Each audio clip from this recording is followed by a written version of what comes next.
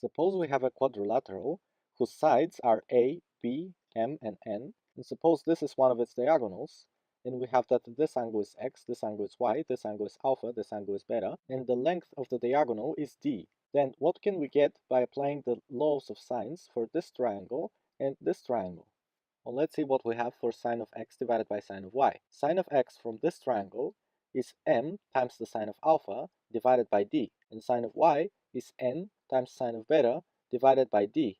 But because we have sine of y in the denominator, we reverse the fraction, so it's d divided by n sine of beta. And now we can cancel out the d, and we get m divided by n times sine of alpha divided by sine of beta. So in conclusion, sine of x divided by sine of y equals m divided by n times sine of alpha divided by sine of beta. This fits really nicely with the husband, wife, brother, and sister analogy, because the husband of x is m, and the sister of x is alpha, and so m and alpha stand on the same side of the fraction as x.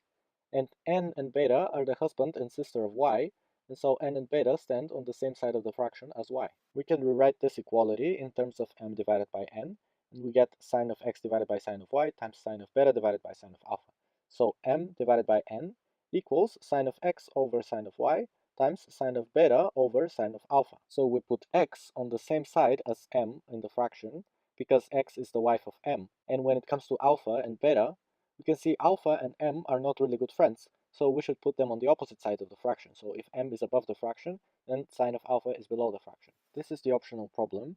We have a triangle here with angles alpha and beta, and then we've drawn this to be a perpendicular line to this one through this point, and then we dropped perpendicular from this point to this line here, and then it turns out that this length equals this length. We need to prove that tangent of alpha equals sine of beta, and here's the solution.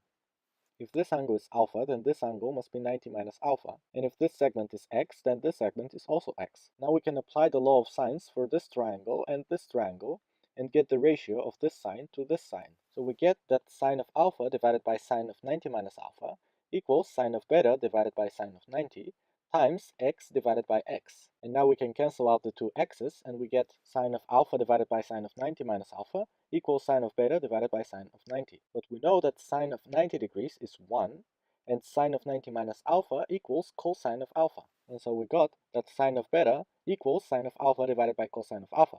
But this is exactly equal to tangent of alpha, and hence tangent of alpha equals sine of beta as desired.